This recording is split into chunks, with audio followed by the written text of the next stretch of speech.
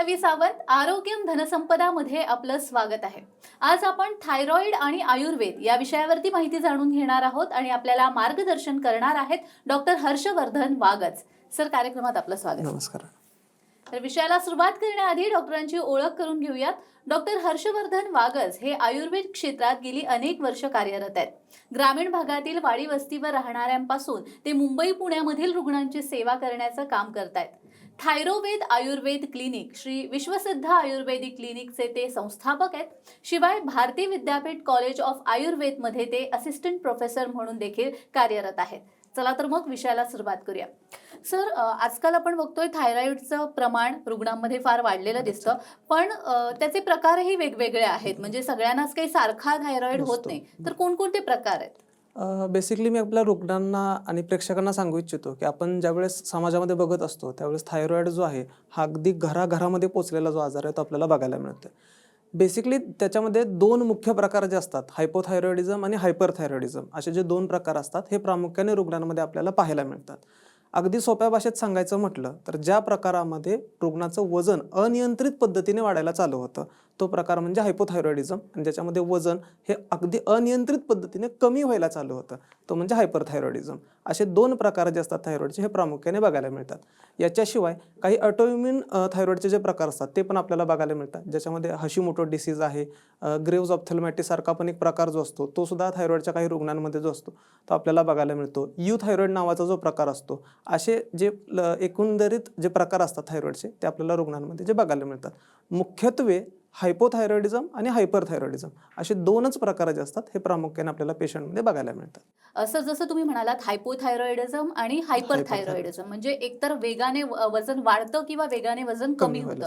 ही लक्षणं दिसली तर आपण समजू शकतो की आपल्याला थायरॉइड आहे, पण मग अशा सुरुवातीच्या लक्षणांकडे लोक दुर्लक्ष का करतात? बेसिकली काय आहे की एक इंडियन टेंडन्सी जर आपण बघितली तर त्याच्यामध्ये ॲक्सेप्टन्स लेवल जो आहे कुठल्याही आजाराचा तो रुग्णांमध्ये खूप जास्त प्रमाणामध्ये आपल्याला बघायला मिळतोय। 10 वर्षापूर्वी एखाद्या पेशंटला जर डायबिटीस सापडला तो अगदी हात धुवून त्या डायबिटीसच्या पाठीमागे लागायचा की माझा डायबिटीस कसा कमी होईल, कसा बरा होईल। तसंच काहीसं प्रमाण जे होतं ते थायरॉइडच्या बाबतीत जे असतं ते बघायला मिळत होतं। आजकाल आपण बघतो की मला आजार झाला, मला जे सिम्पटम शरीरावरती दिसत आहेत तेच जर सिम्पटम माझ्या मैत्रिणीमध्ये दिसायला चालू झाले, तेच जर सिम्पटम माझ्या मित्रामध्ये दिसायला चालू झाले तर इट्स ओके म्हणून आपण सोडून देतो। बेसिकली थायरॉइडचे जर सिम्पटम्स आपण बघितले तर डोक्याच्या केसापासून पायाच्या नखापर्यंत असा एकही अवयव सुटत नाही की ज्याच्यावरती थायरॉइडच्या आजाराचा दुष्परिणाम शरीरावरती दिसून येत नाही। केस गळायला चालू होतात, डोळ्यांच्या खाली सूज दिसायला चालू होते, चेहऱ्यावरती सूज दिसायला चालू होते, सगळ्यात महत्त्वाचं म्हणजे चिडचिड व्हायला चालू होते, चिडचिड झाल्यानंतर रडायला यायला चालू होतं, छातीमध्ये धडधड जाणवायला चालू होते, एखादा जरी जिना चढून आपण वरती आलो तरी दम लागणे, धाप लागणे असा जो प्रकार असतो हा आपल्याला बघायला मिळतो। शिवाय अनियंत्रित पद्धतीने वजन वाढणे, वजन कमी होणे, पोटाच्या तक्रारी, महिलांमध्ये पाळीच्या तक्रारी अशा ज्या सर्व समस्या असतात, म्हणजे अगदीच सोप्या भाषेत जर सांगायचं म्हटलं तर पिरियड्स आले की पोटात दुखणार हे जसं लोकांनी युनिव्हर्सल ट्रूथ मानून ॲक्सेप्ट केलं तर हा ॲक्सेप्टन्स लेवल जो आहे त्याच्यामुळे अशी जी लक्षणं असतात त्याच्याकडे रुग्णांचं जे आहे ते दुर्लक्ष जास्त प्रमाणामध्ये आपल्याला बघायला मिळतं। अशी जर लक्षणं तुमच्या शरीरावरती दिसत असतील तर ती थायरॉइडची सुरुवात असू शकते, किंवा कदाचित थायरॉइड झालेला आहे पण तो तुम्हाला माहीत नसतो असंही त्याच्यामध्ये असू शकतं। सो तुम्ही डॉक्टरांचा सल्ला जो आहे, आपल्या थायरॉइड क्लिनिकचे जे तज्ज्ञ डॉक्टर आहेत किंवा श्री विश्वसिद्ध आयुर्वेद चिकित्सालयाचे जे तज्ज्ञ डॉक्टर आहेत त्यांचा सल्ला यावेळेस तुम्हाला नक्कीच मार्गदर्शन ठरू शकतो। आता तुम्ही जी लक्षणं बोलत होता त्यानुसार आपल्याला दिसून येतं की महिलांमध्ये याचं प्रमाण जास्त असतं, तर हे खरं आहे का? महिलांमध्ये प्रमाण जास्त असतं का आणि ते का असतं? खूप चांगला प्रश्न विचारलात मॅडम तुम्ही। की बघा, आमचे जे गुरुजी होते ते आम्हाला नेहमी सांगायचे की ज्याची गृहिणी व्यवस्थित असते त्याचं आरोग्य व्यवस्थित असतं, आणि ज्याची गृहिणी व्यवस्थित असते त्याचं घर जे असतं ते व्यवस्थित असतं। आणि अगदी साध्या सोप्या भाषेत सांगायचं म्हटलं, जी गोष्ट सगळ्यात जास्त वापरली जाते ना त्याचीच सगळ्यात जास्त झीज जी असते ते आपल्याला बघायला मिळते। आता ही गोष्ट जी आहे ती महिलांमध्ये थायरॉइडचं जे प्रमाण आहे हे जास्त प्रमाणामध्ये का दिसतं, तर महिलांचा जे वर्क लाईफ बॅलन्स करण्याचा जो प्रकार असतो किंवा घड्याळाचा जो काटा आहे त्याच्यानुसार जे स्वतःचं वर्क आहे किंवा जे काम आहे हे जे त्याच्याबरोबर नियंत्रित करण्याचा जो प्रकार महिलांकडून केला जातो, त्याच्यामुळे शरीराची होणारी जी झीज असते ती भरून काढण्यासाठी वेळ जेवढा मिळणं गरजेचं असतं तेवढा त्यांच्या शरीरामध्ये मिळत नाही। स्ट्रेस, टेन्शन, एन्झायटी मुलाचा डब्बा बनवून द्यायचा आहे, नवऱ्याचा डब्बा बनवून द्यायचा आहे, कामाची गडबड आहे, कामावरती बॉसचं टेन्शन आहे, परत घरी येऊन सेम कामं जी आहेत ती रिपीटेड करायची आहेत. समाजात बाहेर काम केलं म्हणून घरकामातून सुटका होणारच नाही आहे, घरातली पण कामं करायची आहेत. हे सर्व प्रकार जे असतात ना, याचा एक विशिष्ट प्रकारचा ताणतणाव जो असतो तो महिलांमध्ये जास्त प्रमाणामध्ये आपल्याला बघायला मिळतो. त्याच्यामुळे स्ट्रेस टेन्शनमुळे व्यवस्थित प्रकारे आहाराचं सेवन केलं जात नाही, झोप व्यवस्थित मिळत नाही, त्याच्यातून ताणतणाव वाढायला चालू होतो आणि म्हणून महिलांमध्ये थायरॉईडचा जो प्रकार असतो हा जास्त प्रमाणामध्ये स्वतःला वेळ देता न आल्यामुळे किंवा स्वतःच्या आहाराची व्यवस्थित काळजी न घेतल्यामुळे, स्वतःच्या विहाराची व्यवस्थित काळजी न घेतल्यामुळे महिलांमध्ये थायरॉईडचं जे प्रमाण आहे हे कम्पॅरेटिव्हली पुरुषांपेक्षा जास्त प्रमाणामध्ये जो आहे ते बघायला मिळतं. पण सर, आता जी लक्षणं म्हणालात तुम्ही, ती लक्षणं दिसल्यावर लगेच आपण तपासणी करून घ्यायला पाहिजे का? कोणत्या परिस्थितीत तपासणी केली गेली पाहिजे? बेसिकली काय आहे बघा, की थायरॉईडची जी तपासणी असते ते आपण ज्यावेळेस आपण डॉक्टरांकडे जातो, युजली काय आहे बघा, की वजन वाढायला चालू झालं, केस गळायला चालू झाले म्हणून आपण डॉक्टरांकडे जातो. मग डॉक्टर तुम्हाला थायरॉईडची तपासणी करायला सांगतात आणि त्याच्यामध्ये तुम्हाला समजतं की थायरॉईड झालेला आहे का नाही आहे. जे बेसिक काही रिपोर्ट्स असतात थायरॉईड, त्याच्यामध्ये थायरॉईड प्रोफाईल टेस्ट ज्याला आपण म्हणतो, ही जर आपण कंटिन्यू रुटीनमध्ये जर आपण करत गेलो तर त्याच्यातून तुम्हाला समजू शकतं की तुम्हाला थायरॉईड झालेला आहे किंवा नाही आहे. पण मॅडम, याच्यामध्ये एक गोष्ट प्रादुर्भाव अशी आपल्याला दिसते की काही थायरॉईडचे पेशंट असे असतात की ज्यांचे रिपोर्ट्स जे असतात ना हे कम्प्लिटली नॉर्मल असतात. म्हणजे थायरॉईडचे जे मुख्य 3 हार्मोन आहेत, T3, T4 आणि TSH, हे तिन्ही हार्मोन जे असतात हे नॉर्मल असतात, पण त्यांच्या शरीरामध्ये जे दिसणारे सिम्पटम्स असतात हेच प्रामुख्याने शरीरावरती दिसून येतात. अशा वेळेस आपल्याला PCOD आहे का, PCOS आहे का, हे महिलांनी प्रामुख्यानं जे आहे ते चेक करणं गरजेचं असतं. त्याच्यासाठी डॉक्टरांचा सल्ला हे खूप महत्त्वाचा असतो. त्याच्याशिवाय बरेचसे रुग्ण असे असतात की थायरॉईड नावाचा जो प्रकार सांगितलेला आहे, त्या थायरॉईडच्या प्रकारामध्ये तुमचे ब्लड रिपोर्ट्स जे असतात हे कम्प्लिटली नॉर्मल असतात, पण शरीरावरती सगळे थायरॉईडचे जे सिम्पटम्स असतात ते दिसत असतात. आणि जर असे सिम्पटम्स तुम्हाला दिसत असतील तर तुम्हाला डॉक्टरांचा सल्ला जो आहे तो घेणं गरजेचं आहे.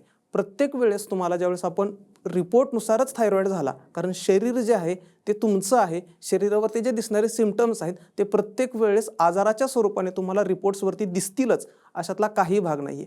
त्याच्यामुळं डोक्याच्या केसापासून पायाच्या नखापर्यंत जे मी सिम्पटम्स काही वेळापूर्वी तुम्हाला सांगितले, असे जर सिम्पटम्स तुमच्या शरीरावरती दिसत असतील तर तज्ज्ञ डॉक्टरांचं मार्गदर्शन जे आहे, आपल्या थायरॉईड क्लिनिकचे जे तज्ज्ञ डॉक्टर आहेत त्यांचंसुद्धा मार्गदर्शन जे आहे या ठिकाणी तुम्हाला उपयोगी ठरू शकतं.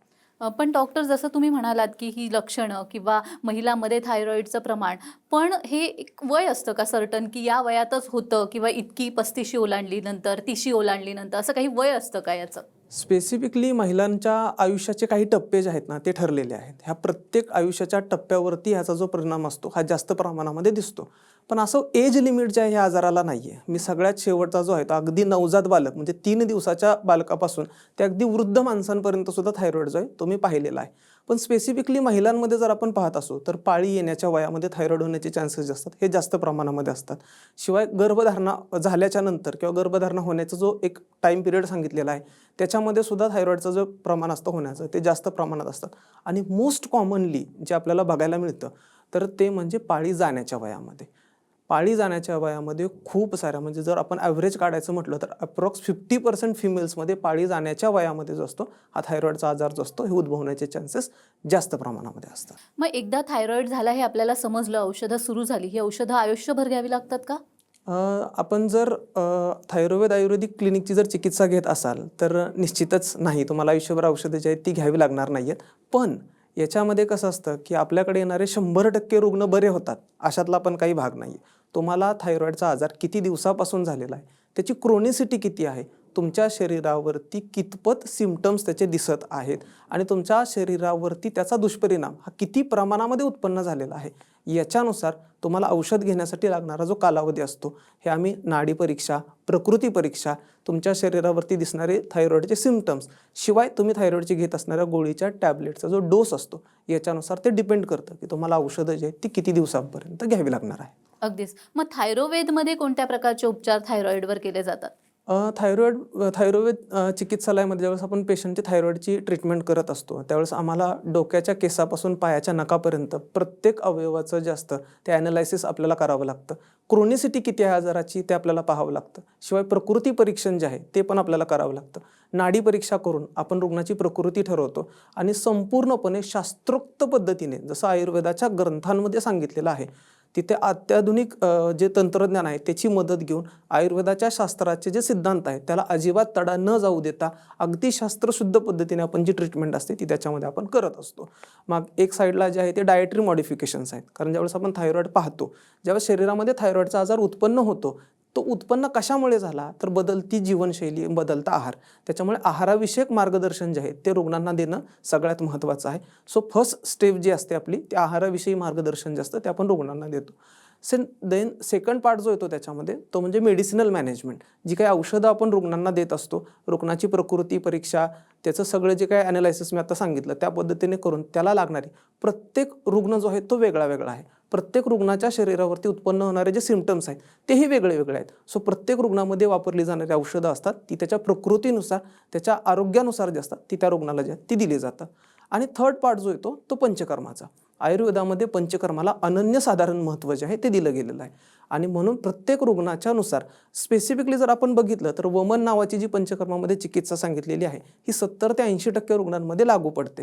आणि जे बाकीच्या ट्रीटमेंट ज्या सांगितलेल्या आहेत त्याचीही मदत जी असते, म्हणजे बस्ती असेल, नस्य असेल, विरेचन असेल, असे जे प्रकार सांगितलेले आहेत पंचकर्माचे, याचा रुग्णाच्या प्रकृतीचा अभ्यास करून ॲनालायसिस करून आपण पंचकर्माचीही मदत जी असते हे या ठिकाणी आपण घेत असतो. सो बेसिकली थायरॉईड कशामुळे उत्पन्न झाला, त्याची क्रोनिसिटी किती आहे आणि त्याच्यासाठी लागणारा जो कालखंड आहे किंवा किती काळापासून तुम्हाला थायरॉईड उत्पन्न झालेला आहे याच्यावरती तुमची लाईन ऑफ मॅनेजमेंट जी असते ती प्रत्येक पायरीवरती जी आहे ती वेगळी वेगळी ठरत असते. जसं तुम्ही मगाशी म्हणालात की औषधं आयुष्यभर घ्यावी लागतात, तर का तर तसं नाही. नाहीये. थायरोवेदमध्ये जे उपचार देता तुम्ही त्यानुसार औषधं आयुष्यभर घ्यावी लागत नाही. नाहीत. म्हणून मला प्रश्न पडलाय की थायरॉइड पूर्णपणे बरा होतो असं समजायचं का? म्हणजे आपल्याकडे येणारे 70% रुग्ण जे आहेत ते आतापर्यंत पूर्णपणे बरे झालेले आहेत. जसं मी तुम्हाला मागाशी सांगितलं की आपल्याकडे येणारा प्रत्येक रुग्ण बरा होतो अशातलाही भाग नाही आहे. अगदी खूप जास्त कॉम्प्लिकेशन्स जर असतील तर तिथे आपण गोळीचा डोस जो आहे तो मिनिमम लेवलवरती आणून जो तो सेटल करण्याचा जो आहे तो प्रयत्न करत असतो. दुसरी गोष्ट याच्यामध्ये अशी असते की आजार जो तुम्हाला उत्पन्न झालेला आहे त्याचे दुष्परिणाम तुमच्या शरीरावरती किती प्रमाणामध्ये दिसत आहेत याचा एक ॲनालायसिस करून मग आपण ठरवतो की तो आजार बरा होणार आहे का नाही. आणि ते ज्यावेळेस तुम्ही कन्सल्टेशनला क्लिनिकमध्ये येतात त्यावेळेस त्याचं पूर्ण ॲनालायसिस करून तुम्हाला जे असतं ते रिपोर्ट जे असतं ते तुम्हाला दिले जातात. कोणत्याही प्रकारे रुग्णाला अंधारात ठेवण्याचं काम जे आहे ते आम्ही करत नाही. मंथ टू मंथ जे असतात ते पेशंटचे आपण रिपोर्ट्स चेक करत राहतो. ज्या प्रकारे इकडे रुग्णांचे सिम्पटम्स जे आहेत शरीरावरती ते कमी होत जातात त्याचप्रमाणे त्याचं जो रिप्लिकेशन असतं ते आपल्याला रिपोर्ट्समध्ये सुद्धा जे आहे ते दिसणं गरजेचं असतं. आणि ह्या दोन्हीचं ॲनालायसिस जे असतं ना ते आपण साध्य करून आपण रुग्णाला ट्रीटमेंट जी असते ती करत असतो. कोणतीही ट्रीटमेंट असू द्या, जगातली कोणतंही सायन्स असू द्या, ॲलोपॅथी असू द्या, आयुर्वेद असू द्या, सिद्ध असू द्या, युनानी असू द्या, हे दोन सिद्धांतांवरती त्याचे जे मेडिसिन्स असतात ते काम करत असतात. एक म्हणजे फार्मॅकोडायनॅमिक्स, दुसरं म्हणजे फार्मॅकोकायनेटिक्स. दिलेली औषधं तुमच्या शरीरावरती कितपत काम करतात आणि त्याला तुमची बॉडी कितपत रिस्पॉन्स करते, ह्या दोन्हीच्या इक्विलिब्रियमवरती ट्रीटमेंटचा जो स्पॅन असतो तो कम्प्लिटली डिपेंडंट असतो. दिलेल्या औषधांनी तुमच्या शरीरावरती जर एक्सपेक्टेड काम केलं आणि त्याला तितकंच चांगल्या पद्धतीने तुमच्या बॉडीने जर रिस्पॉन्स दिला तर तुमचा थायरॉईड जो आहे हा पूर्णपणे बरा होऊ शकतो, तोही अगदी कमी कालावधीमध्ये. सर, हल्ली आपण बघतो जसं महिलांमधले तुम्ही सिम्पटम्स सांगितलेत, पण पुरुषांमध्ये सुद्धा थायरॉइडचं प्रमाण दिसतं, तर त्याबद्दल तुमचं काय मत आहे? जसं मी आता तुम्हाला थायरॉईडचा एक प्रकार सांगितला की ज्याच्यामध्ये आपण पाहत असतो की रुग्णांमध्ये जे सिम्पटम्स असतात शरीरावरती ते सर्व प्रकारे सिम्पटम जे असतात ते दिसत असतात. पण ते रिपोर्ट्समध्ये त्याचे जे व्हॅल्यूज असतात म्हणजे T3, T4 आणि TSH हे जे थायरॉईडचे हॉर्मोन्स सांगितलेले आहेत याच्या ज्या व्हॅल्यूज असतात ह्या कम्प्लिटली नॉर्मल असतात. तसाच काहीसा प्रकार जो असतो, थोडासा उलट प्रकार जो असतो तो पुरुषांमध्ये आपल्याला पाहायला मिळतो. पुरुष जे असतात ते 99% पुरुष जे आहेत ते असिम्टमॅटिक असतात. म्हणजे फार फार तर वेट गेन हे एक जर सिम्पटम सोडलं तर त्याच्या व्यतिरिक्त दुसरं कोणतंही सिम्पटम जे आहे ते रुग्णांच्या शरीरावरती दिसून येत नाही. पण त्यांचा रिपोर्टमध्ये TSH जो असतो हा नेहमी आपल्याला इन्क्रीज झालेला असतो, तो बघायला मिळतो. जसं महिलांमध्ये थायरॉईडचा आजार सापडण्याचं प्रमाण जे आहे हे जास्त प्रमाणात आहे, कम्पॅरेटिव्हली तो आजार जो आहे तो पुरुषांमध्ये कमी सापडतो. जशी थायरॉईडची ग्रंथी तो स्त्री असू दे किंवा पुरुष असू दे दोघांमध्ये पण असते, तसाच थायरॉईडचा आजार जो आहे तो स्त्री आणि पुरुष यांच्यामध्ये कोणताही भेदभाव करत नाही. तुम्ही स्त्री असाल किंवा पुरुष असाल, तुमच्या जीवनशैली बदलली, तुमचा आहारविहार बदलला, तुमची लाईफस्टाईल बदलली की तुम्हाला थायरॉईड होण्याचे चान्सेस जे आहेत हे जास्त प्रमाणामध्ये दिसून येतात. जसं तुम्ही म्हणालात एक लाईफस्टाईल डिसीज आपण याला म्हणू शकतो. पण मग जर असं असेल तर मग आहारामध्ये किंवा जीवनशैलीमध्ये जर आपण बदल केला तर थायरॉईडला आपण नियंत्रणात आणू शकतो का? नक्कीच मॅडम, मी रुग्णांना आवर्जून काही इथं संदेश देऊ इच्छितो. कोबीचे दोन्ही प्रकार, फुलकोबी आणि पत्ताकोबी, शिवाय ब्रोकोलीसारखे जे पदार्थ असतात, हे जर तुम्ही तुमच्या खाण्यातून वगळले तर तिथेच तुमचं 20 ते 30% काम जे असतं ते होऊन जातं. थायरॉईड उत्पन्न होतोच बदलत्या जीवनशैलीमुळे, बदलत्या दिनचर्येमुळे. सो आयुर्वेदामध्ये जसं सांगितलेलं आहे की ज्या कारणामुळे आजार उत्पन्न झाला ते जर कारण तुम्ही बदललं तर नक्कीच तुमच्या शरीरावरती जो उत्पन्न झालेला आजार आहे तो रिव्हर्स होताना आपल्याला पाहायला मिळू शकतो. अगदीच.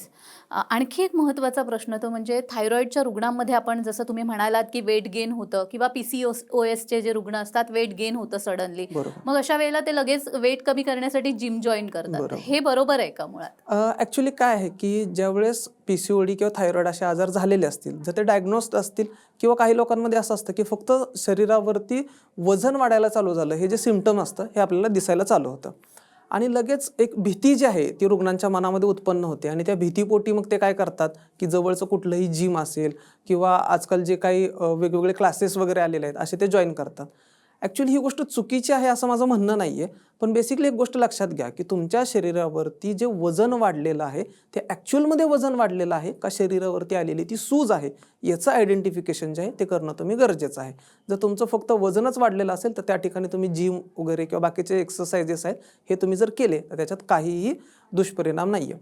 बेसिकली तर आयुर्वेदाचे काही सिद्धांत आहेत ना ते खूप महत्त्वाचे आहेत. अगदी 5000 वर्षांपूर्वी जे काही सिद्धांत ग्रंथांमध्ये लिहून दिलेले आहेत त्याचं पालन जर तुम्ही इथे करत असाल तर तुम्हाला जिमिंगसारखे एक्सरसाइजेस आहेत ते करण्याचं काही प्रॉब्लेम नाही आहे. तर सगळ्यात महत्त्वाचा सिद्धांत याच्यामध्ये असा आहे की तुमच्या कपाळावरती किंवा काखेमध्ये जर घाम यायला सुरुवात झाली किंवा तुम्हाला जर थकवा जाणवायला चालू झाला व्यायाम करताना तर तिथे तुम्ही थांबणं गरजेचं आहे. जर तुम्हाला खूप जास्त घामाने डबडबून जात असाल किंवा खूप जास्त थकवा व्यायाम करताना जर तुम्हाला जाणवत असेल तर तुमच्या शरीरामध्ये जे काही प्रोटीन्स असतात, ऑलरेडी थायरॉईडमुळे किंवा PCOD सारख्या आजारांमध्ये प्रोटीनची डेफिशियन्सी असते आणि जर तुम्ही खूप जास्त हेवी एक्सरसाइजेस जर अचानक करायला सुरुवात केली तर त्याच्यामुळे तुमच्या शरीरातले प्रोटीन्स जे असतात हे जास्त युटिलाइज होतात. परिणामी शरीरात प्रोटीन डेफिशियन्सी होऊन अजून कॉम्प्लिकेशन्स जे आहेत ते वाढण्याचे चान्सेस जास्त प्रमाणात असतात. व्यायाम करताना एक गोष्ट नेहमी लक्षात ठेवा, व्यायाम कशासाठी केला जातो? शरीराला फ्रेश वाटण्यासाठी. जर व्यायाम केल्यानंतर तुम्हाला फ्रेश वाटत असेल तर व्यायाम करण्यास काही हरकत नाही, पण व्यायाम केल्याच्या नंतर जर दिवसभर थकवा जाणवत असेल, लिथार्जीनेस जाणवत असेल तर तिथे तुमच्या शरीरामध्ये डेफिनेटली प्रोटीनचा लॉस झाला असण्याचे चान्सेस जास्त असतात. म्हणून जर तुम्हाला PCOD डायग्नोज झाला किंवा थायरॉईड डायग्नोज झाला तर तुम्ही या गोष्टींकडे लक्ष जे आहे ते देणं गरजेचं आहे.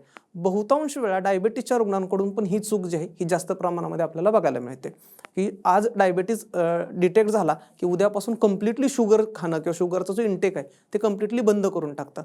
सो त्याच्यामुळे अजून कॉम्प्लिकेशन्स जे आहेत शरीरामध्ये ते वाढण्याचे चान्सेस जास्त असतात.